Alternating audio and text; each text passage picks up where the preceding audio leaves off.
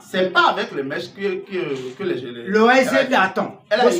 elle a utilisé ses cheveux. C'est les cheveux que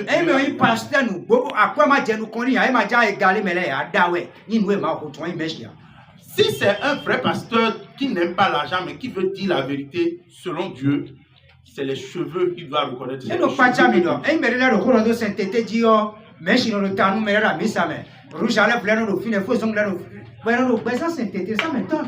Ce qui me choque, ce qui m'étonne, c'est que si aujourd'hui quelqu'un parle de sainteté dans des soi-disant assemblées, les gens sont présents là avec les rouges à lèvres, les mèches, les vernis, tout ça là dans cette assemblée.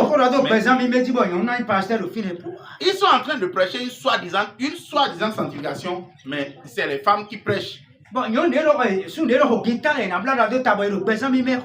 on parle de sanctification pendant que les hommes qui sont dans cette assemblée on les drogue sur la tête.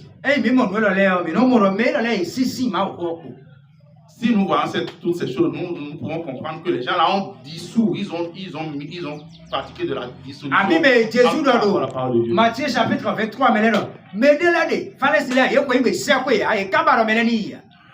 nous pouvons aussi comprendre que c'est ceux dont je lui parle disant que ce sont des pharisiens et ces gens-là ne veulent pas entrer dans le royaume des cieux. Et ainsi, ils ne veulent pas y entrer, mais ils empêchent également ceux qui veulent y entrer.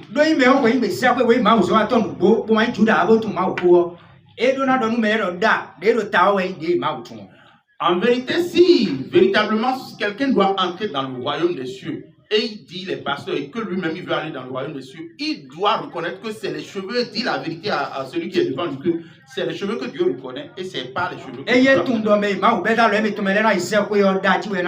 Si c'est que ce que Dieu lui a donné pour les instruire doivent aller dans le royaume de Dieu, c'est normalement les vrais cheveux qui doivent le prêcher. Mais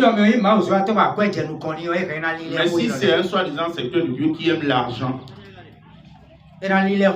il va tordre le cou à la parole. Et il va chercher sa raison. Lisons dans 1 Corinthiens. Chapitre 11, verset 13. Chapitre 11, le verset 13. 1 Corinthiens, chapitre 11, verset 13. 1 Corinthiens, chapitre